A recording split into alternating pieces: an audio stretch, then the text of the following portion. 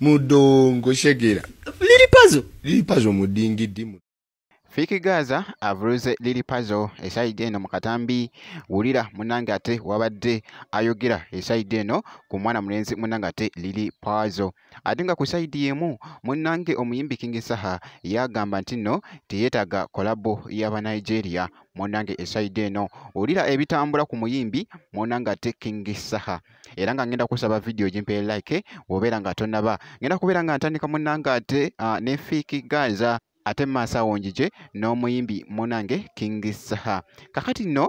Fiki Gaza yagamba nti no nti Lili Puzzle ntino yasinze munange ate oba ali omu ate kubasinze munange ate okwonoona munange industry eside eno eya music mbunga bagattamu politics uno munange byabadde ayogera eside eno engeri munange gyabadde ayogera ku mwana mulenzi munange ate Lili Puzzle eside eno sigenda kubeera nga nkulwisaawo katusooke tulabe ate biriwa byabadde agamba ate ku mwana mulenzi Lili Puzzle kosa ate ne music industry wano wenyini abantu bajoonoonya obwo Lili Puzzle bwe businze n'ojonoona mwana Lili Puzzle ayingidde omusajja yeyimbira kiyimba kye wali n'agenda ku live n'abeera nga ayogera byayogedde n'atuula nti bujonoonye nnyo industry bugiteekamu nnyo politics mwana shegeera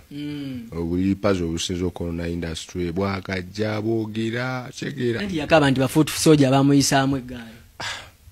taana abantu baveeko obulidde obusente bwosirika yalya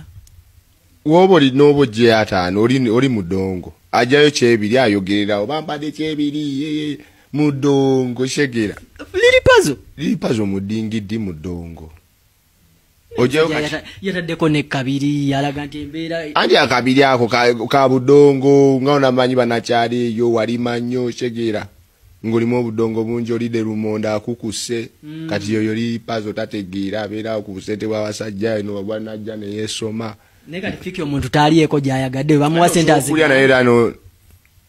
n'ogusala alina kuliira mu magezi n'obirya ekiwaani aye tojonkera baali abataano ali shegeera abantu enjala ebaluma shegeera abeeremu mwana ebyajonkera obulaasi nnyo abantu bali ebikutiya n'abeerawo ku Holland shegeera aha naye nga munange bibyo ebiri mu kutambula esaidi eyo bwenti munange bwenkyekinze ku Fiki Gaza kati kankuggyeyoko ate nkutegeezeko nti no King Saha munange avuddeko wali ku live gyabaddeko wali ku mukuto gwa TikTok ye nga kyategeeza munange yagamba nti no ye ali international munange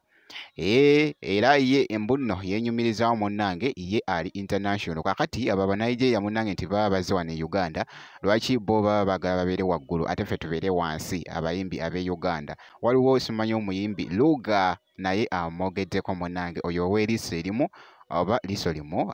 ateekako masiki nga bwayogedde munange esaide eno nga bwogenda okuwulira mu katambi kano muganda wange sigenda kubeera nga nkulwisaawo kasooke tulabe ate ekibadde munange ate esaidi eno ku live gyabaddeko ate ndyoke nkomewo ye waliyo omuyimbi nze mu Nigeria gwondeetako lwakuba sinagula buguzi private jet zondeeta ku obo bajjali nasimba muwogo wange eka namba nzotete ku mu Nigeria mwagazi akyagenda okubba sente zange wano baleta akayimbi aka Nigeria kefuula ka liiso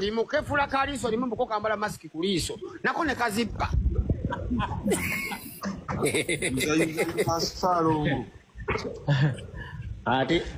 naye okimanya abayimbi abo bamanyi n'okukola pate mu nsi zaabwe nti twafunayo Uganda twamala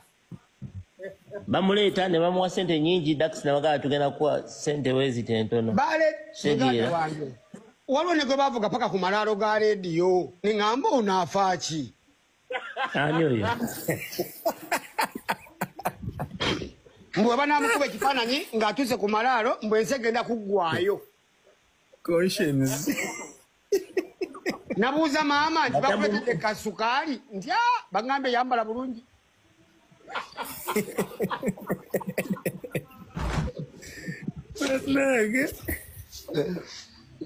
abo ba international bamwe nze tobanyongera nze international